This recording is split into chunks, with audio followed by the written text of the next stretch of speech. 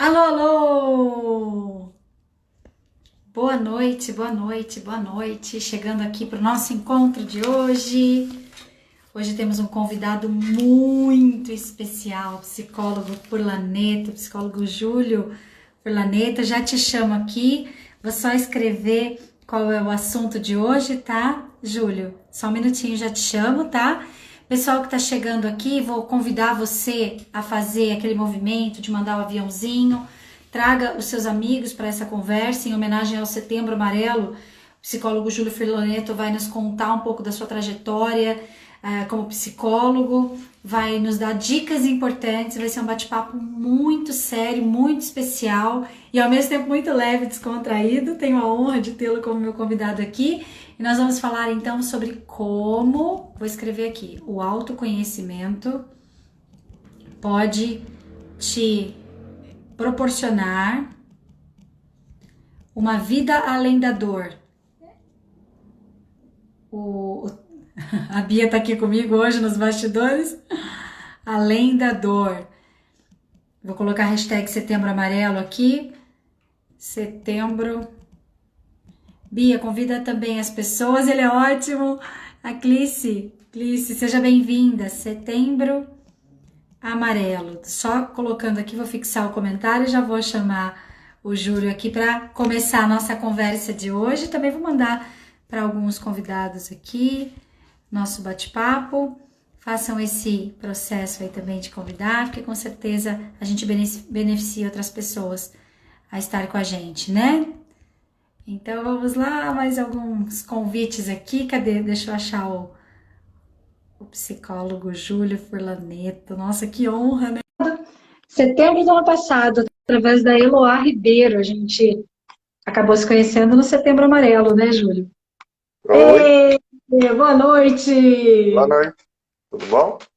Tudo maravilhoso, que honra ter você aqui, É, né? a honra é minha. Eu fico feliz de poder estar aqui. Nossa, fiquei bem feliz de você aceitar o convite, Júlio. Você é um profissional que eu admiro muito, estou sempre te seguindo e sempre vendo, né, a forma como você se posiciona, seu A cuidado admiração com é mútua. frases, né? Que alegria. Qual a cidade que você está mesmo? Eu sei que Eu é mais para cima. estou em Campo Grande, Mato Grosso do Sul. Ai, Campo Grande, calor então. Uhum. É, perto daquela região que sai na notícia que está pegando fogo lá no Pantanal. Eita, nós. Ai, mas que legal, Júlio. Olha, o pessoal que está chegando aí, eu realmente tenho uma grande honra para mim estar com ele aqui, pela admiração que a gente estava conversando e também pelo tema, né? Nós estamos vivendo aí Setembro Amarelo, que é um apelo que a gente acaba tendo um mês, que eu acho tão pouco, né? Um mês para a gente poder falar de um assunto tão sério. Eu acho que sempre a gente deveria estar falando sobre autoconhecimento, desenvolvimento pessoal, para que a gente possa viver além da dor.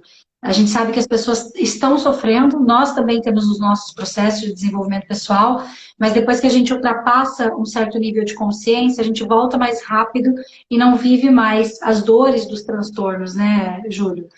Então, hoje o Júlio vai contar um pouco da trajetória dele, vai contar alguns casos para gente e também vai dar aí algumas dicas sobre como viver melhor com autoconhecimento, né? Eu acho que eu vou tirar um pouquinho os comentários para poder as pessoas te verem aqui, porque pelo menos eu me incomodo um pouquinho de você não estar sendo visto inteiro. Vamos Ah, assim. sem letrinhas. Sem letrinhas em cima do rosto, né, Júlio? É bom Então, também. conta um pouquinho. Quantos anos você tem mesmo? Tenho 36 anos. Ah, é jovem.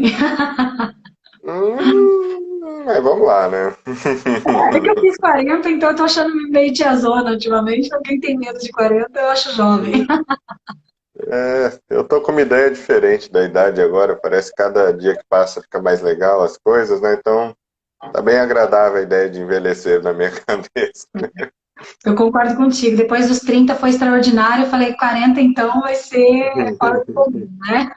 Mas me conta um pouquinho de ti, assim. O que que te levou para a psicologia? Olha, exatamente o que me levou para psicologia foi uma tentativa de curso que não deu certo. Minha primeira tentativa como curso de engenharia da computação, tem 2 anos e não fluiu, não gostei, não não foi para mim, foi uma orientação vocacional como psicólogo da faculdade que eu fiz engenharia. Concluímos que eu me daria bem na psicologia, no sentido de me sentir bem fazendo, né? E a profissional era boa, porque ela estava certa, né? Eu estou aqui até hoje, estou bem satisfeito com as possibilidades de atuação e o que eu tenho colhido através da psicologia, né? Então foi uma orientação vocacional. Olha só que massa! E você chegou assim a atuar logo de cara quando você saiu da faculdade? Esperou um pouco? Como é que foi isso? Olha, eu tive uma experiência com a faculdade bem incomum, porque eu iniciei a faculdade de psicologia em 2004. Só que a minha faculdade era o método PBL, então era o método que nós praticávamos já as soluções de problemas na prática. O que isso significa? Não tinha aula, não era ir na aula e assistir aula. Tinha grupos tutoriais e todos os contextos para resolver esses problemas eram estágios, já que a própria faculdade direcionava. Então, Que desde o massa! primeiro semestre, a gente era inserido em posto de saúde, hospitais, presídios, instituições como CAPS, CAPSI, né? E, advindo disso, já ficava sempre mais fácil a gente encontrar estágios extracurriculares também. Então, desde o início da faculdade, eu tive uma experiência muito prática.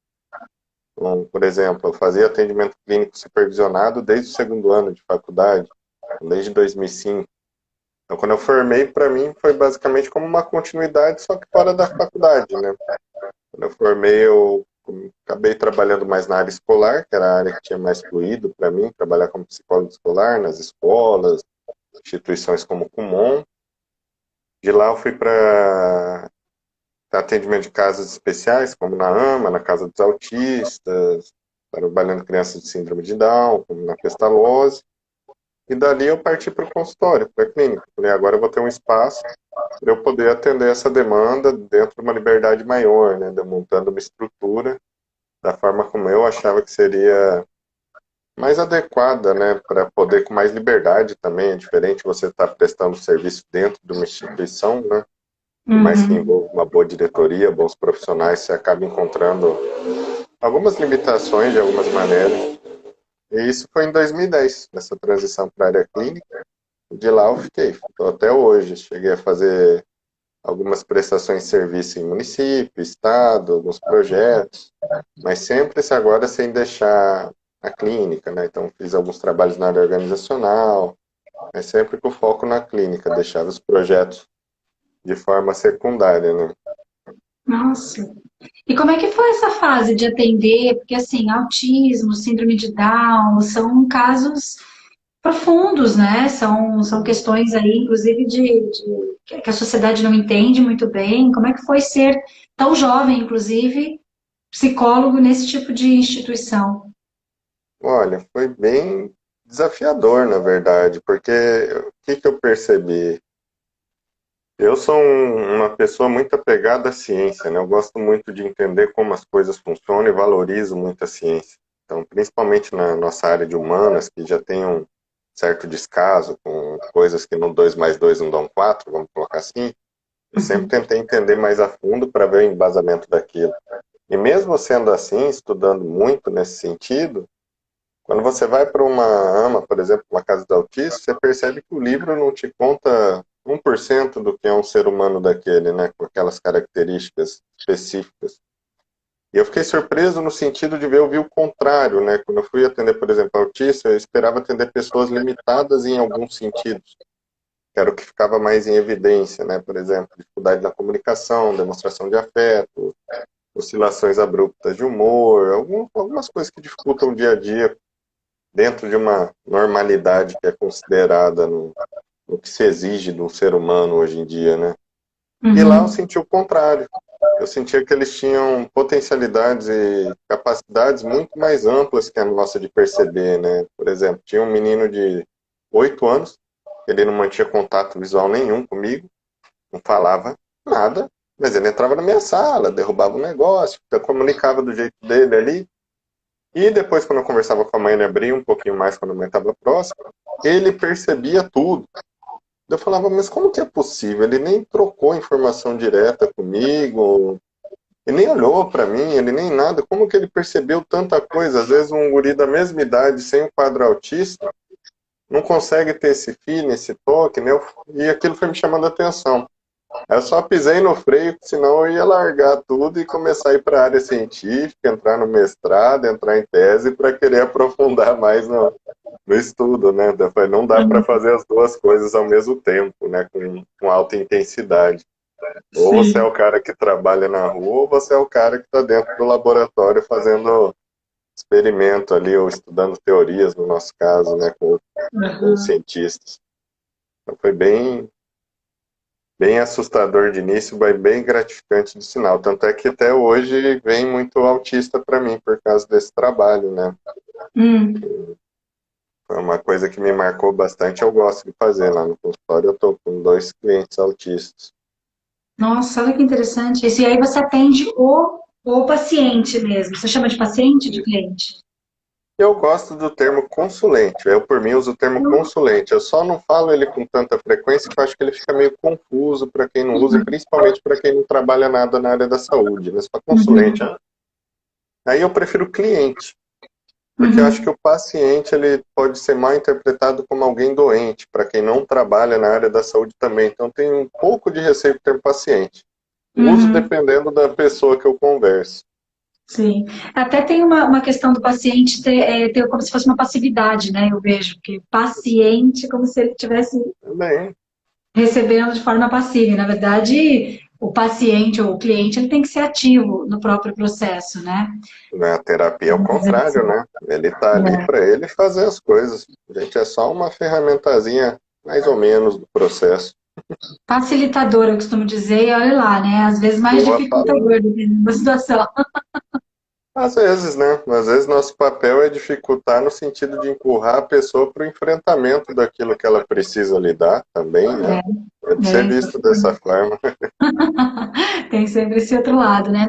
Mas você sabe que daí você disse que fez a transição, você trabalhava nas instituições, depois você foi, então, para a clínica, efetivamente falando. O que Uhum. te moveu mesmo, assim, de dentro, da sua motivação interna, a sair das instituições para poder ir para a clínica? Você falou da liberdade, tudo, mas E, em termos de é, caso, em termos daquilo que você ia fazer. eu gosto de resultado, né? Então você vê assim, por exemplo, quando eu atendi uma criança numa escola e fazia uma orientação aos pais, mesmo isso que eu falo, mesmo sendo uma boa instituição, tinha uma limitação. E aquela criança, às vezes, no outro semestre não estava lá, ela não tinha tempo dentro daquele espaço escolar para eu fazer um atendimento qualitativo de forma individual para ela, porque eu tinha que atender toda a demanda de uma escola. Então, esse sentido acabou me frustrando um pouco, de eu querer fazer mais. Então, o meu desejo não batia com aquelas condições, né? É Uhum, diferente de um psicólogo escolar realmente que quer fazer projetos para a instituição como um todo, né? Eu sempre olhava os pontos mais detalhados de casos, então parece que sempre foi olhar clínico, né? Eu estava dentro de uma uhum. escola, mas parecia que eu via com olhar clínico as situações. Então ficou meio que predisposto, vamos colocar assim. Eu falei, minha cabeça funciona para esse lado de cá, vou aproveitar assim. Que massa. Ô, Júlio, e você sempre, assim, como é que é você com você no seu processo de desenvolvimento pessoal? Como é que você se cuidou e se cuida, né? Acho que lá, quando eu era mais jovem, devia ser diferente de atualmente, em relação a você e o seu próprio desenvolvimento pessoal. Conta um pouquinho disso para nós. Como que um O psicólogo meu. se cuida tratando dos outros? Acho que É, essa é a pergunta. Eu, felizmente, fui bem orientado na faculdade a não misturar as coisas, né? Assim, psicólogo, os professores exigiam de nós a procura da nossa própria psicoterapia com algum profissional da nossa escolha. Uhum, E eles falavam por 2 pontos, não só por essa questão de desenvolver nosso nível de autoconhecimento, etc., lidar com as nossas próprias questões, traumas, gestaltes que não foram fechados, etc., mas até para a gente conhecer os dois lados da cadeira, né? Então, acho que esse foi o primeiro ponto que me ajudou muito, eu ver como que é a situação dos dois lados. E o segundo ponto que eu acho que me ajudou muito é que eu sempre estudei as coisas para mim também. Então percebo muito isso nas produções de conteúdos, por exemplo. Às vezes eu escrevo um conteúdo e falo sobre, descrevo sobre, e parece que eu estou escrevendo para mim mesmo, como se eu estivesse trabalhando um conteúdo meu. Então eu sempre me permiti, sempre fui introvertido, sempre fui meio na minha, então eu sempre me permiti gastar tempo pensando, refletindo, tentando encontrar camadas um pouquinho mais profundas do que pudesse ser e não ser, né? Isso foi um hábito que eu tinha desde antes da psicologia. Então, até hoje é assim, eu sempre questiono bastante por que eu faço as coisas, por que eu sinto as coisas, nos processos terapêuticos mesmo, né? A questão da contratransferência, eu acho que ajuda muito a gente nos atendimentos. Para um psicólogo clínico fica muito evidente o que está tranquilo em você, o que não está tranquilo de acordo com o que aparece com a sua demanda, né? Porque vai mexer inevitavelmente, né? O Às que vezes que você é tem um... transferência, para quem não tem ideia? Vamos supor, eu estou com um problema familiar, eu tenho alguns traumas relacionados à minha figura paterna, uma coisa muito difícil para mim que eu resolvi deixar de fundo, mas sempre deixou algumas travas, algumas dificuldades na minha vida. Eu tenho um Uhum. nível pequeno de consciência daquilo e a maior parte eu joguei para o fundo para evitar desconforto. Aí eu vou e atendo uma pessoa mais ou menos da minha idade, mais ou menos da mesma realidade que eu, que passa pelo problema similar, começa a trazer essa questão de conflitos com o pai, conflito com o pai, conflito com o pai. Nesse sentido, é impossível me defender se eu tivesse conflito em aberto em mim. O trabalho que eu tenho que fazer de tentar entender o contexto desse cliente, desse paciente, inevitavelmente vai mexer com o que tem dentro de mim também. Então, por isso que os Hum, professores, né, e hoje a gente orienta que você se torna um terapeuta melhor, não por ser perfeito, mas por ser autoconsciente das coisas que estão bem e do que não estão bem em você, né? Porque você não precisa ter tudo extremamente bem resolvido para ser um bom terapeuta, mas você precisa saber o que está ótimo. acontecendo. O que é Uhum, fácil para mim, o que é difícil, o que eu estou resolvendo, o que está em pauta, o que eu dou conta, o que eu sei que eu uhum, vou ter que mexer daqui a pouquinho, que eu não vou poder adiar tanto tempo, as coisas que eu já transcendi, que eu transmutei, alguma coisa mais positiva, que já foram difíceis, né? Então, a uhum. contra-transferência seria mais ou menos a sensação que o conteúdo do paciente emerge em mim por eu ter algo semelhante àquilo dentro de mim nas minhas próprias vivências, né? Para quem Sim. não conhece o termo. Que massa. E tem algum momento assim que você olha e fala, realmente eu não quero tratar isso, e eu vou encaminhar meu paciente, por exemplo, né? Eu vou, humildemente eu me retiro aqui, porque realmente não dá. Existe algum momento que acontece isso dentro do processo terapêutico? E eu te pergunto isso para mostrar a humanidade do psicólogo, a humanidade Uhum, da gente que está do outro lado aqui, né? sim. Já aconteceu. Uma vez uma pessoa veio a mim e ela mexeu com uma coisa que bateu muito no meu senso ético-moral, como se ela quisesse que eu cooperasse com ela para que ela se entendesse melhor, para ela manipular de forma negativa a própria esposa. E nesse momento eu vi que eu não faria, né? Seria até antiético, e posicionei a pessoa que eu não poderia, já pelo sentido ético, e não ia me dispor a fazer aquilo porque ia contra os meus valores profissionais e pessoais, né? Eu, na verdade, nem faço muita separação dos dois. Acredito que eu sou, de certa forma, a mesma pessoa nos dois contextos, né? Até no literal, assim, quem me conhece sabe o jeito que eu me visto, o jeito que eu falo, tudo é muito parecido, né? Não muda, eu não interpreto uma imagem da psicólogo, né? Sou a mesma pessoa, só que lá eu uso de um conhecimento específico que eu invisto para ter domínio para dar determinado resultado. Então já aconteceu de bater em sentidos éticos e morais que eu não quis participar, né? Isso é normal. E na verdade, como que é importante a gente ter esse saber sobre nós mesmos, né? O que que é, quais são os meus valores, quais são os meus princípios, o que eu não abro mão e não, que é incorruptível, que eu costumo dizer, né? Que pode ser o valor que quiser pagar, pode ser qualquer coisa, que aquilo para mim é uma definição de princípio. E o que não, o que que eu posso ser flexível, o que que eu posso gerenciar no decorrer de uma trajetória, né? E é muito delicado, né? Por exemplo, com coisas simples às vezes a gente faz, falando de relacionamento, igual a gente trouxe.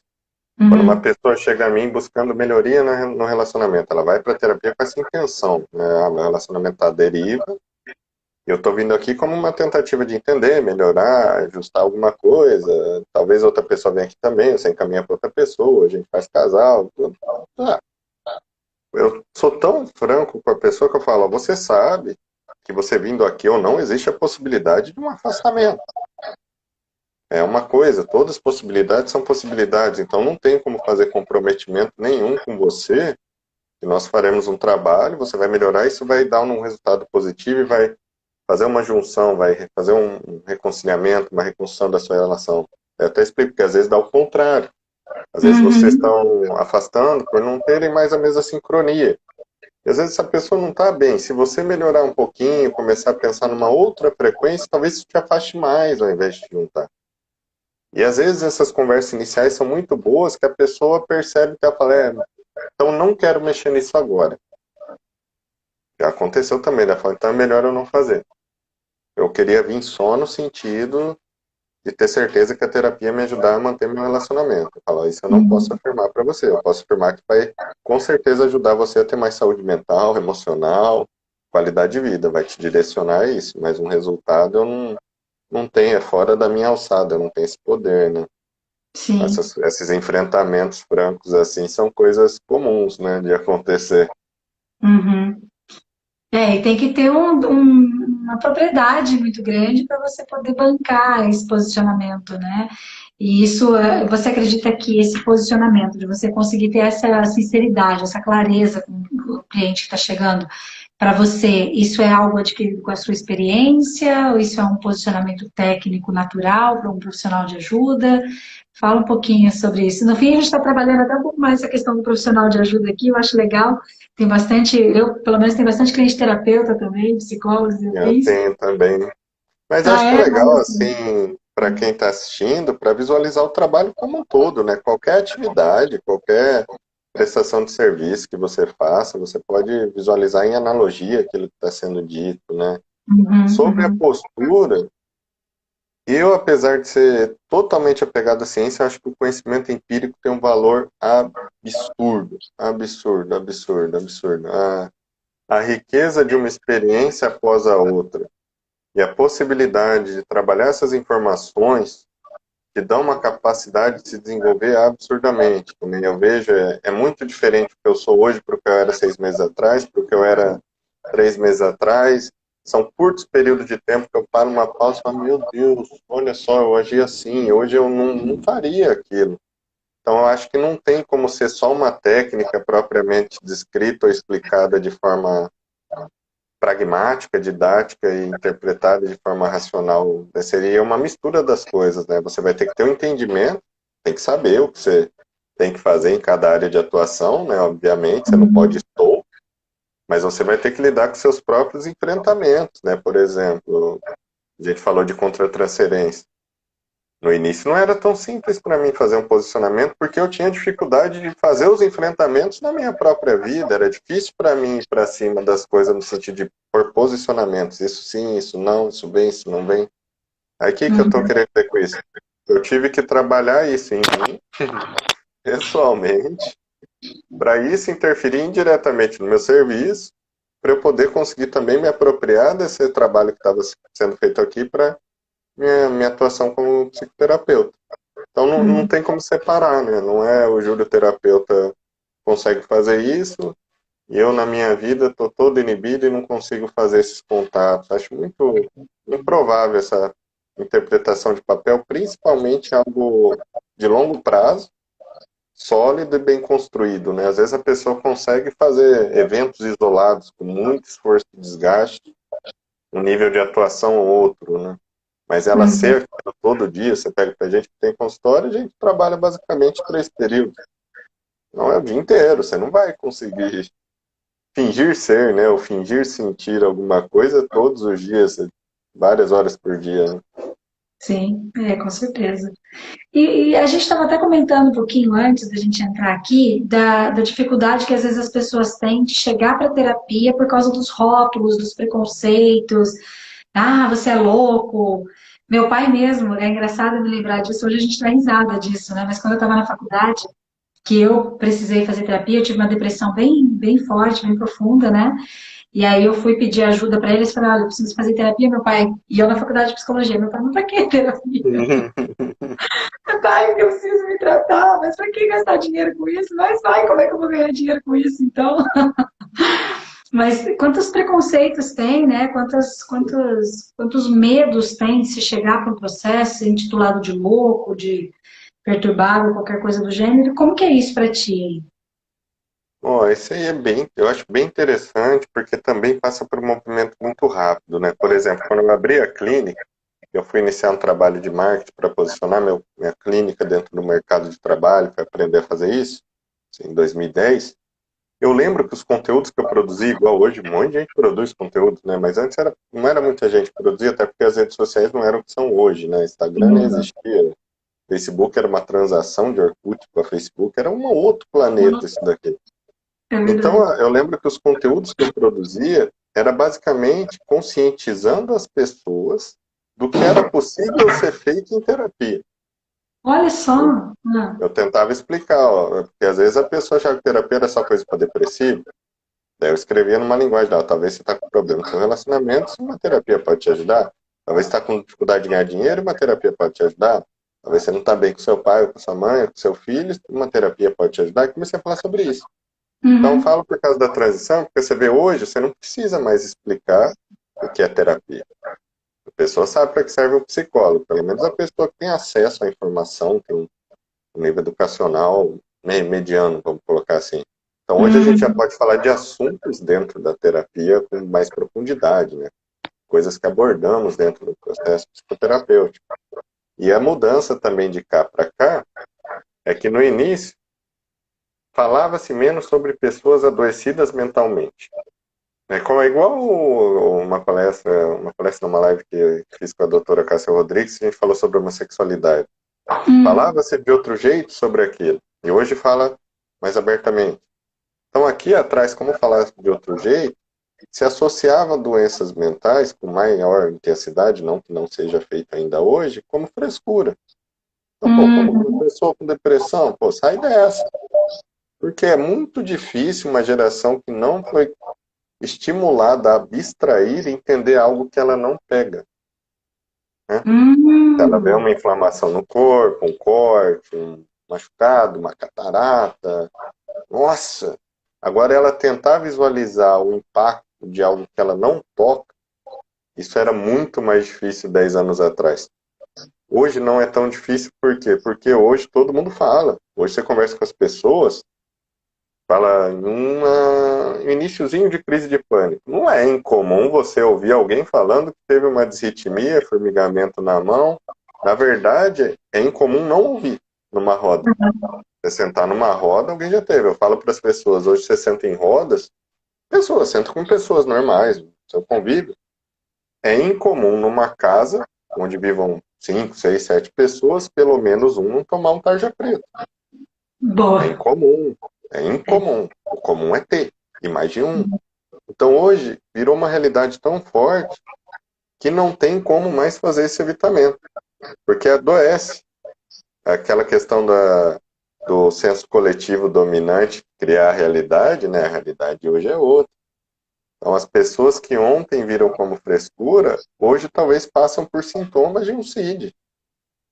E mesmo sem querer, sem vontade ou com preconceito, igual já aconteceu no meu consultório, da pessoa sentar na minha frente e falar, não acredito nisso, eu não entendo como eu vim aqui ficar falando com alguém como você vai me ajudar, mas minha esposa acredita que se eu vim aqui vai melhorar esse troço aí que chama de ansiedade. E a pessoa fala abertamente, Aham. Que interessante. abertamente. Isso aconteceu 3 semanas atrás. E você acha que homem, você acha não, né? Pela sua experiência, essa questão de homem e mulher tem diferença para buscar ajuda? Está mudando também. Eu percebia sempre que mulher era menos resistente a tudo relacionado à saúde, né? Assim, Uhum. questão de busca. Tanto é que é comum, vai agendar um homem, a esposa do cara me liga, a filha do cara me manda mensagem, me manda WhatsApp, fala comigo, né? Uhum. Mas eu tô vendo que em contraponto, né, os homens estão mais atentos à saúde física, mental, até nível de vaidade, para levar para um lado físico. Você vê como os homens se cuidam hoje, né, questão de estética. Hoje tem mais barbearia que salão de beleza em Campo Grande. Nossa, é verdade. Isso é real. Hoje o homem compra acessório igual de mulher, pulseirinha, faz risco em sobrancelha, a roupa dele é mais cara, mais bonita que da mulher. Ele tem mais par de sapato que uma mulher. Tem mais relógio que... É normal. Então, assim, tá tendo uma desconstrução daquela coisa de ter que ser um burro de carga que gera só valor financeiro e segurança, para alguém que pode ter identidade, né, gostos, está tendo uma transformação. Mas eu ainda acho que a procura é maior da mulher, no É, sentido de né? valor à saúde, né? Ela tem Uhum. esse toque já mais profundo do lado subjetivo. Imagino que a parte da maternidade, da maioria delas, deve ser muito impactante também, deve despertar níveis de emoções, de cuidados, níveis de compaixão, de empatia pela própria necessidade, uma Uhum. profundidade muito grande. Várias coisas interferem, né? Sim. É legal você falar isso porque mostra, inclusive, um pouquinho dessa diferença que ela vai além da classificação homem-mulher, que tanto se fala na mídia, na sociedade, essa comparação, né? Que às vezes acaba a própria mulher mesmo fazendo ela em relação ao homem, o homem em relação à mulher, e essa questão biológica, fisiológica, que tem da diferença mesmo entre o que é ser homem e o que é ser mulher. Existem coisas que a programação do gênero ela já traz como um fundamento, né, Júlio? Sentido fisiológico mesmo, de funcionamento do cérebro. Sim, sim. O corpo não é 100% igual, né? Quer queira ou quer não, ciência é ciência, a biologia está aí para provar isso, por A mais B, de vários aspectos diferentes.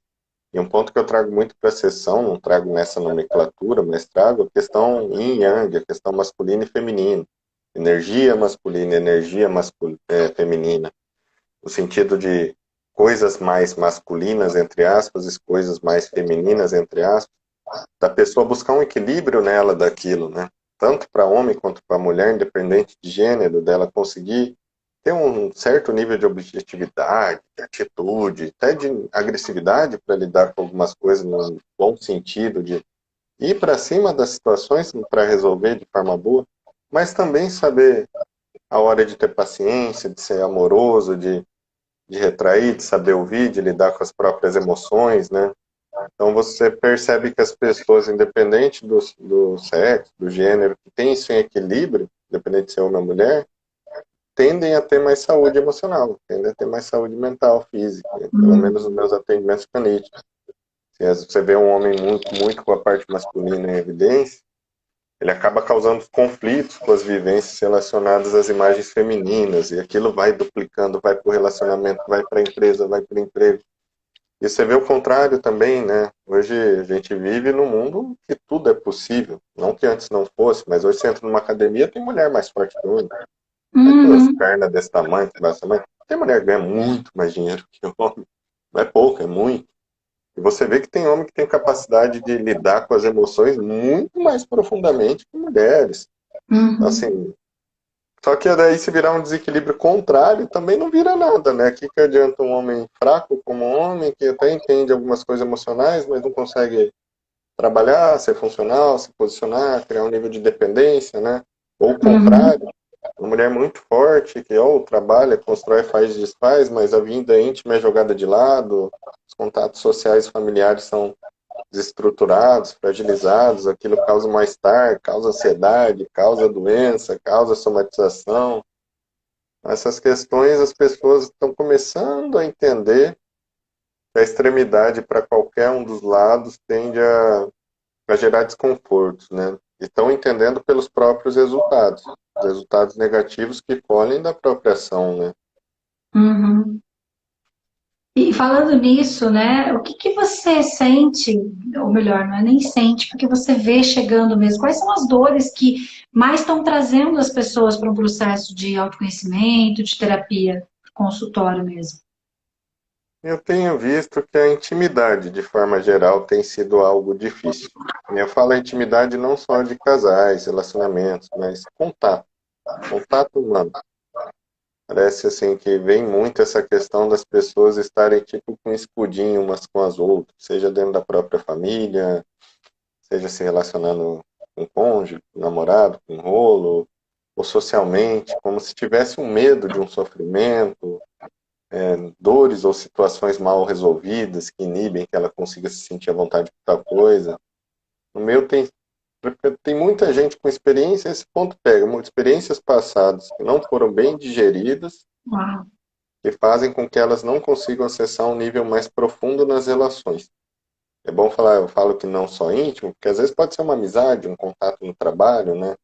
Não levar só Uhum. para essa parte de Sim. relacionamento. E isso começa a dar uma sensação ruim para a pessoa. Elas descrevem como se fosse um vazio, uma carência, uma falta de algo, acorda com uma angústia, como se estivesse faltando alguma coisa. Então fica bem linkada a essa não vivência de experiências, né? Mais o bônus dos usos das mídias digitais, da internet hoje, que pode ser uma válvula, uma zona de conforto para essa situação ser menos dolorosa, né? Tem aquelas brincadeiras, Uhum. aqueles memes que mostram a pessoa mexendo no celular com a pessoa na sua frente. Você fala, cara, que não é uma brincadeira. Você entra num restaurante, você olha para as mesas do lado, você vê aquilo. E aquela pessoa com o celularzinho na mão é que senta lá no meu consultório. Não é brincadeira. E enquanto levam na brincadeira, o problema aumenta, né? Uhum. Lembra, é mais confortável para mim eu mexer no meu celular do que ter uma conversa mais íntima com a minha mulher. Pô, se eu sei disso, eu justamente tenho que soltar o celular e aprender a desenvolver uma conversa mais íntima Uhum. com a minha mulher. O desconforto que isso vai me proporcionar é um detalhe, mas isso tem que ser uma decisão. Porque eu passo parte da minha vida com a pessoa, compartilho minha vida com a pessoa, como que eu vou estar ao lado de alguém sem uma intimidade real? Ou colegas de trabalho, né? Um exemplo absurdo. Parece que as pessoas guerreiam umas com as outras nos ambientes profissionais maiores, né? Eu só escuto descrição pesada. Briguei com fulano, fulano tentou isso, fulano falou aquilo. Eu falo, mas não é possível, cara. Vocês trabalham todo dia juntos. Larga a mão disso, termina o serviço, vai jantar na casa de um lá, vai falar de coisa boa. Não. Você vê que não encosta, vai até um ponto e para, né? Então, Aham. eu traria a dificuldade em lidar com o íntimo, né? Lidar com a parte mais profunda do self, assim, acessar você mesmo e deixar isso se relacionar com o outro. Isso tem sido uma Uhum. base grande de problemas. Você sabe que você falando isso me vem bastante o que eu chamo de síndrome de normalidade.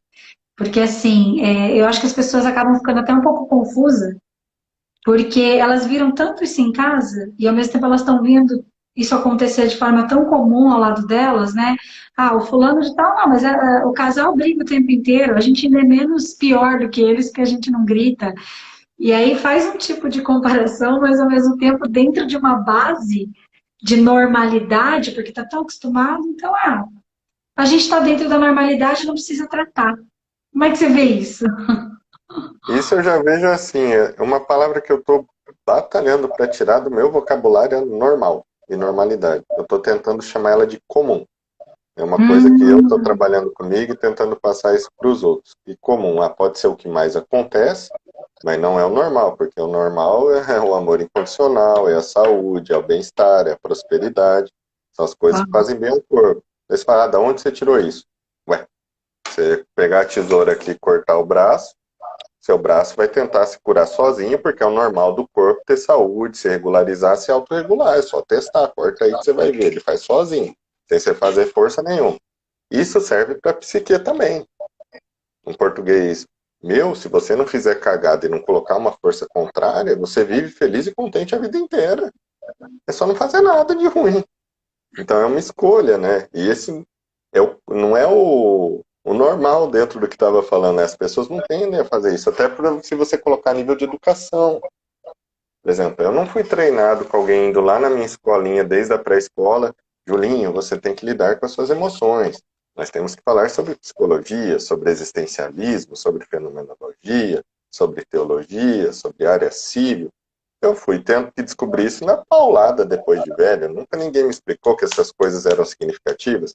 Me falaram, aham. Julinho, estuda, tira 10 e seja alguém na vida. Eu fui lá e fiz o que me ensinaram. Eu estudei e tirei vários 10, até me deparar e descobrir que só os 10 por si só não me tornava e não dava, não proporcionava um bem-estar que eu queria em determinado momento de vida.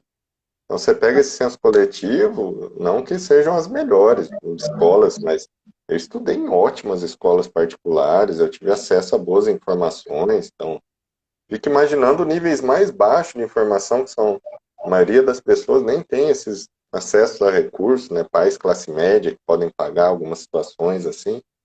Que estímulo tem? Então, quando chega na vida, sai da adolescência, vai para a vida adulta, é como se fosse sem preparo nenhum. É a maneira que eu vejo, né? Que entra nessa questão da normalidade. Qual que é o normal? Ó, vamos fazer um happy hour? Vamos sair com pessoas diferentes, aí sem ser a gente que só trabalha aqui, vamos chamar marido de fulano, fulano, fulano, conhecido, amigo. Você senta numa roda de mulher, qual que é o normal? Homem não presta. Você senta numa roda de homem, qual que é o normal? Mulher não presta. Você senta para conversar sobre dinheiro, só se ganha dinheiro roubando ou sonegando. Ah, quem é bonzinho é burro, o outro pisa. Cara, é só ouvir, senta e conversa. Você vai, Júlio, você está julgando, senta e conversa. Senta e conversa com as pessoas, livre de julgamento, e deixa elas se exporem, escuta. E elas falam isso porque são os valores comuns. E nem essa da frieza é absurda. Quase todo mundo mais novo, principalmente que eu atendo, acredita que se tiver manifestações de comportamentos frios, que façam outro sentir a dor de não me ter ou não me perceber de alguma maneira, não poder se apropriar de mim de alguma maneira, ela se manifesta. E funciona até certa parte, né? Porque você muda seu comportamento, você mexe com o outro. Aí o outro vai lá e te procura. Só que no fim das contas não dá certo, não vira nada e a pessoa nem para avaliar aquilo. Falar, pô, fui frio, o outro me procurou realmente. Funcionou, mas eu tô sem o outro, eu tô sozinho, eu tô chateado, o outro tá chateado também, o resultado do experimento final, o relatório final, o TCC ali foi catastrófico. Então você fala, você conversar numa roda de homens, tem essa. Falar, ó, eu nunca traí nenhuma pessoa que estivesse comigo, uma mulher. Nossa, é um idiota. Pra que isso? Eu não consigo chamar isso de normal, porque não é questão de ser certinho ou errado, cada um se apropria dos valores que quiser. Mas eu não consigo ver como determinados comportamentos influenciam positivamente a saúde do ser humano.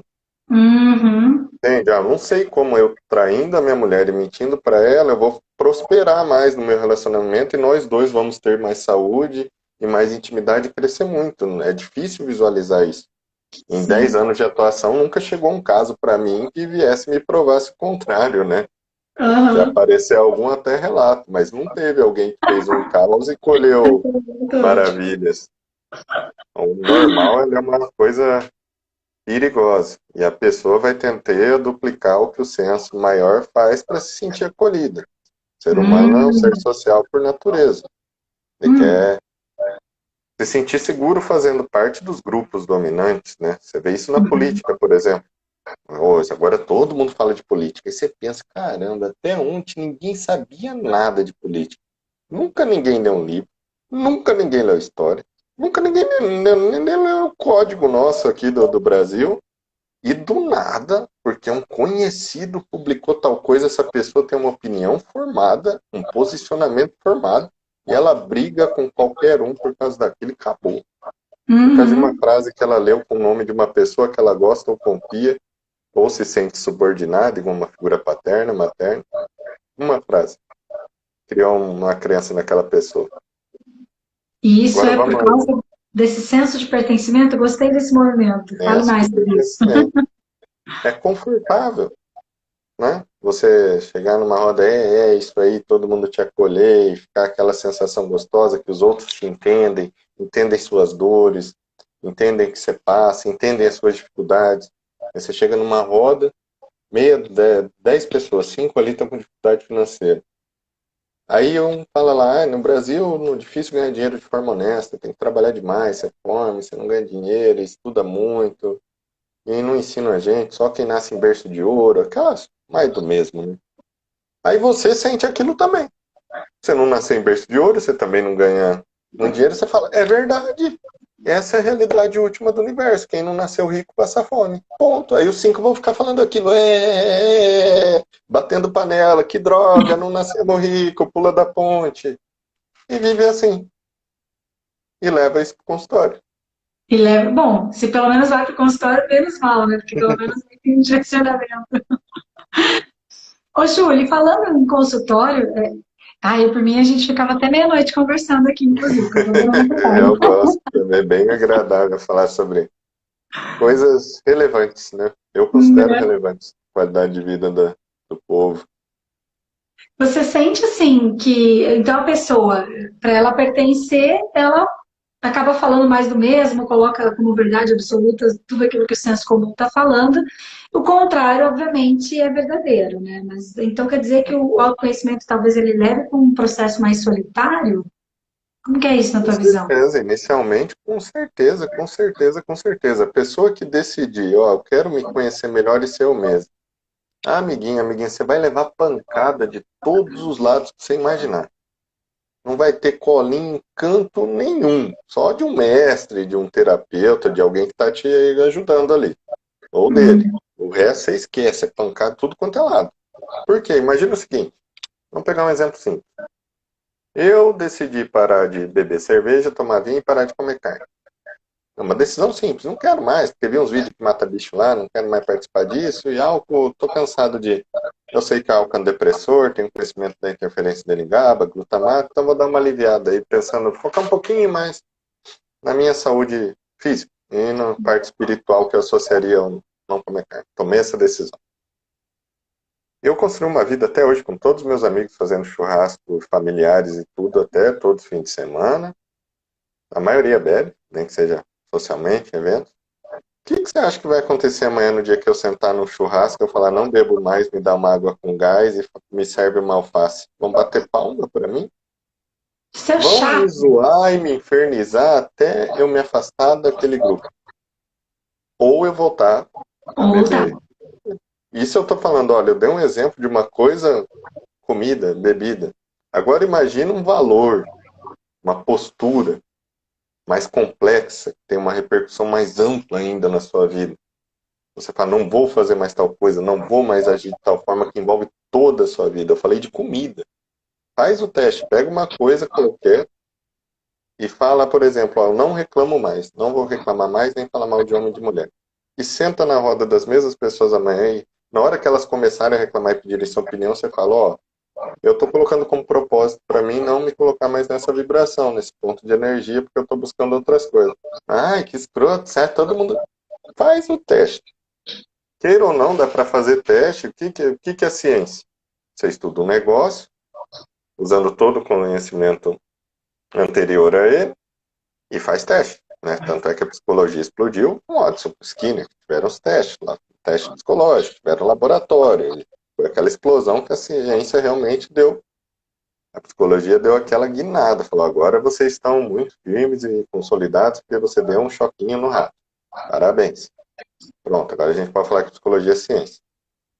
Você pode fazer testes na sua vida. As pessoas deveriam fazer mais testes na vida. Quando eu ajo assim, o que acontece? Quando eu ajo assim 100 vezes, o que acontece? Você vai perceber que os resultados são muito semelhantes. E toda vez que você buscar uma escolha de vida que vai contra o que o seu grupo faz, que a gente está falando da coisa social, você vai enfrentar a resistência que o seu grupo não quer que você crie um desconforto, saindo dali, criando uma situação diferente. Eles querem manter o status quo da coisa ali do jeito que está. Imagina, vamos dar outro exemplo. Ó. Todo fim de semana eu trabalho bastante, mas todo fim de semana eu separo para sair com os amigos e bagunçar bastante. Então, sábado e domingo, fogo. Do nada, eu decido que eu quero mudar. Eu falo, putz, além do consultório, eu quero os projetos aí com mais escala econômica, quero focar uns troços mais para frente, vou dar uma guinada aqui, fazer uns cursos diferentes. E, infelizmente, não vai dar mais para eu sair com vocês, porque agora, esse fim de semana, em vez de ir nos botecos, eu vou ter que ir num curso lá de um cara que eu vi lá em São Paulo e eu estou interessado no conhecimento que ele tem. Você acha que eu Uhum. vou bater palma para você? Vamos falar mal do palestrante, vamos falar mal do curso, vamos falar que você não precisa disso, que você já está bem, que isso daí não vai dar em nada. É só testar. Eu acho que a melhor Uhum. coisa que existe é aquela coisa, percorre seu próprio caminho e avalie o resultado do fenômeno que você andou. Porque daí você não precisa se apropriar da fala de alguém igual eu, ou de qualquer um, é seu. Você viveu, você sentiu, você viu, você tocou. Aquilo é Uhum. real, aquilo não tem como distorcer, mentir, negar. Aquilo aconteceu. É diferente de ouvir uma coisa meio, até concordo, não concordo com o que esse cara tá falando aí, mas, né? Fica É, mas muito é distante. construir a sua própria visão, né? Autoconhecimento de verdade. Autoconhecimento é na prática, não é no pensamento mágico. Só o sofá não constrói conhecimento. Bia, anota essa, fazendo um favor. Uau, não, tem várias chaves, mas essa foi extraordinária, né? Quer que repete, Bia? Repete, Júlia. Eu nem sei o que eu falo, só vou falando. Eu sei que só falo não faz Chico Xavier, não. Eu volto, não, mas falou que autoconhecimento é na prática, é isso mesmo, né? Sem pensamento mágico. Na verdade, essa cultura, inclusive, das redes sociais, das próprias pílulas, né? Os antidepressivos, as coisas rápidas demais que a tecnologia trouxe para a gente, eu faço muito uma análise disso. As pessoas acabam achando, e eu já achei isso muitas vezes, talvez você já tenha achado também, até a gente construir uma consciência e ver que não é bem assim, mas essa ideia de que tomou o remedinho, acabou o problema. E eu penso que isso é um dos fatores que tem adoecido mais profundamente e tem trazido as pessoas num estado muito profundo de dor, profundo de poço, que eu recebo, pelo menos, bastante gente que chega e fala assim, é minha última porta, porque eu já não sei mais o que fazer. Eu gosto quando uma pessoa chega assim, porque esse nível de dor é o nível de dor que a pessoa está disposta a pagar o preço, né, de ir lá na feridinha ou na feridona, mas como é que você considera essa questão? Até voltando um pouquinho para o tema depressão, né? Como é que as pessoas estão Uhum. chegando para você em relação a seu bem-estar e a depressão ou a saúde mental, Júlia?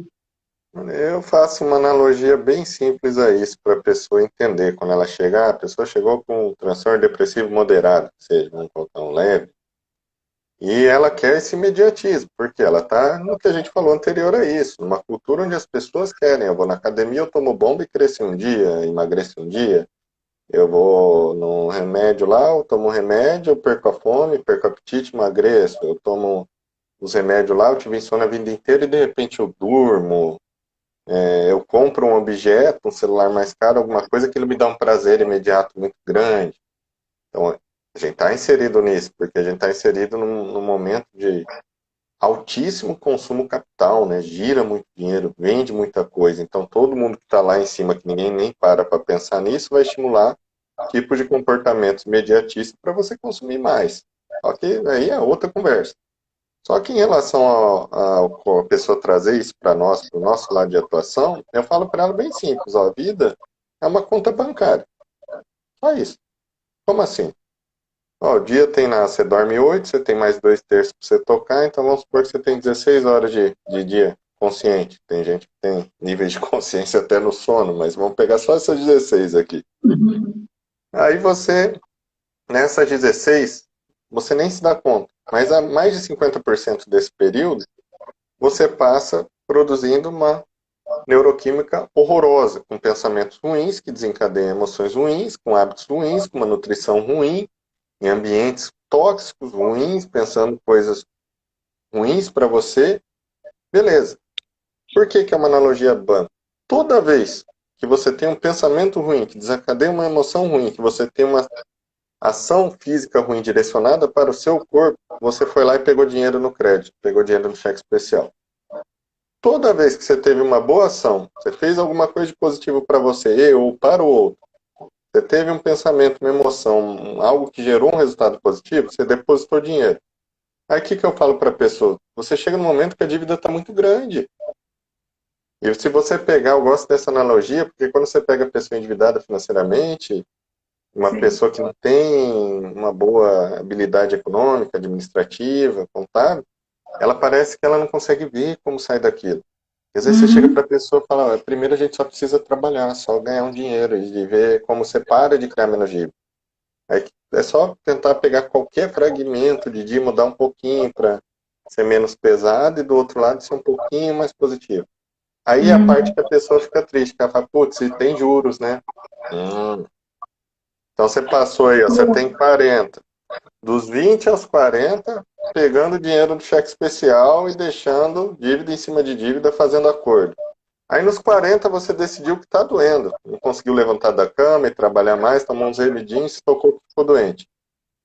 Você acha que você vai quitar a dívida como? Vai tirar dinheiro de onde? Do nada. Vai ter que trabalhar. Só que daí vem um ponto bom. Felizmente, a gente não precisa ter uma regra de ter que fazer muito tempo de esforço para ter resultado positivo nenhum. Para ter resultado positivo, o esforço é menor do que para ter resultado negativo. porque dá aquele passo atrás que a gente falou antes. O corpo, ele é saudável no seu estado original, então ele já te direciona para isso. Então você não precisa ficar 20 anos para pagar a conta se você entender as coisas. Às vezes é rápido, é um estralo. Você gera você dá uma alavancada muito grande. Desde que tenha o entendimento que não tem como existir um imediatismo para as coisas físicas e da psique, né? Da física também. Você não vai numa academia e sai de lá trincado maromba do dia para a noite. E nem tomando todas as bombas do mundo e fazendo todas as dietas. Não. E você não entra num consultório com transtorno depressivo e sai de lá curado. Nem se o Freud estivesse aqui, se qualquer um estivesse aqui, em qualquer área, se o Percy, qualquer um estivesse aqui, não tem como. Porque o corpo precisa fazer o que eles chamavam de catarses, né? Eu gosto muito da palavra transmutar, ou analogia, pagar a dívida. Precisa ter um tempo para entender que ele está aprendendo a ganhar coisa positiva de uma forma e ressignificando, deixando de se importar com algumas coisas negativas, né? Isso precisa ser trabalhado. O corpo condiciona comportamentos muito fáceis. Por isso que a cura, às vezes, também é muito fácil. Se a pessoa permite, ela acontece. Ela flui. Só que permitir dói, desconforta, expõe. Feridas se incomodam, né? Analogia de ferida é só pensar numa ferida física. Pega aquele mesmo cortezinho da tesoura que você não cuidou, curou, mas inflamou. O corpo está lá brigando. Abre ele. Mexe pra você ver. Cutuca um pus o negócio. Dói. Dói. E você vai ter que limpar. Ou limpa ou não cura. E o corpo quer curar sozinho, sem você fazer nada. Acho que esse ponto tem que ficar muito claro. Seu corpo quer saúde. Com raros casos, tá? Tem genéticas que, pelo amor de Deus, sim, tem. Tem casos onde a genética, pelo amor de Deus, o cara nasceu, a mulher nasceu, o fator genético lá no talo. Mas até nesse caso a pessoa vai ter que fazer alguma coisa. Mesmo não favorável, né? Vamos colocar assim. Mas não é a maioria, assim, não são as maioria dos casos que são assim. A maioria tem predisposição para uma coisinha ou outra, mas nasce lúcido, pensante. Nós estamos aqui pensando, falando. Independente de eu ter algo em você, a gente está tendo uma livre escolha para lidar com as coisas. A maioria das pessoas que escolheram gastar seu tempo investindo aqui, tentando ver alguma informação, alguma coisa, estão escolhendo. Você tem consciência, você tem lucidez. Oh, meu Deus, tem 2 minutos. Oh, my God. Gente, Sempre, tem que né? marcar mais uma vez. Que papo rico. Eu até abri aqui um pouquinho os comentários, Júlio, para o pessoal se expressar. Pessoal, eu não sei nem como é que... Foi tão rico os insights aqui, que eu queria Foi bem convidar cada agradável. um de vocês até a fazer um print aqui dessa live nossa, eu com o Júlio, né? Enfim, compartilhar com a gente. Eu vou deixar a live salva, né, Bia? Eu vou deixar a live salva, tá, Júlio? E aí o Eu vou pessoal pode... colocar lá no meu também. Eu baixo ela e jogo lá no meu também, para o pessoal que não pôde entrar nesse horário poder assistir. Vamos fazer o segundo round, ficou tão curtinho. Né? A gente aprofunda e eu quero também que o meu pessoal conheça o seu trabalho, um pouquinho mais de você, que tem um trabalho muito rico. Vamos marcar esse segundo round. Vai ser muito legal mesmo que a gente possa seguir. Pessoal, escreve aqui, quem estiver aí online ainda, por que valeu a pena a gente ter estado juntos, né? Um agradecimento especial ao Júlio por ter, nossa, dedicado um tempo tão extraordinário, ter dado dicas. Essa live aqui vale a pena depois pegar, anotar vários pontos, né, Bia? A Bia até estava ali anotando, Júlio, eu anotava no celular, anotava na caneta, porque realmente foi muito rico. Várias pessoas estão colocando aqui. Nossa, já acabou. Muito bom. Assim, como um fechamento com chave de ouro sobre o Setembro Amarelo, o que você pode trazer como uma dica para as pessoas que querem ajudar quem está com problema de depressão ou está passando por uma depressão? Fala sobre saúde. Qualquer coisa que envolva saúde, prosperidade, vida, alegria, possibilidade, qualquer sentido, em qualquer contexto da vida. Trabalha isso. Foca nisso. As pessoas à sua volta. Não é nada. Não precisa fazer nada. Simples assim, né? E se precisar da nossa ajuda, @psicólogo Furlaneto, siga conteúdos incríveis, extraordinários. Eu estou aqui também, Paula Caceivas, conta com a gente. E em breve a gente informa a data, então, da nossa próxima conversa, que com certeza a gente já vai alinhar. Vamos amadurecer o Vou próximo encontro. fazer um print. Peraí, deixa eu desativar os comentários aqui para fazer um sorriso. Um, dois, três. E já. Yay! Pessoal, posta ali, hashtag Setembro Amarelo, para a gente multiplicar essa iniciativa também, tá bom? Júlio, mais uma vez, prazer, que honra, e até nosso próximo encontro. Até. Tchau, tchau. Tchau, tchau.